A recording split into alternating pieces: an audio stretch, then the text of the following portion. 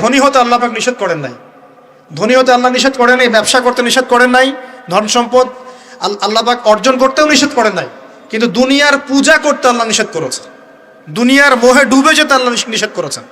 সম্পদ ওসমান রাদিয়াল্লাহু আনহুরও ছিল, কিন্তু সেই সম্পদ তিনি তার প্রয়োজনে যতটুকু লাগতো এতটুকু ব্যয় করতেন, বাকিটা আল্লাহর রাস্তায় ব্যয় করতেন। উসমান রাদিয়াল্লাহু আনহুর মতো ধনী হতে কোনো সমস্যা আছে? কোনো আপত্তি আছে?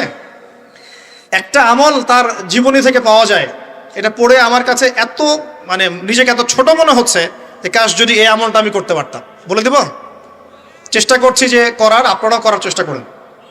উসমান রাদিয়াল্লাহু আনহু ধনী ছিলেন কিনা, তো নবীর কাছে গিয়ে বলছেন যে আমার ধন সম্পদ খুব বেশি বাড়ছে, ইয়া রাসূলুল্লাহ আপনি সম্পদ একটু কমানোর দোয়া করেন তো আমার জন্য।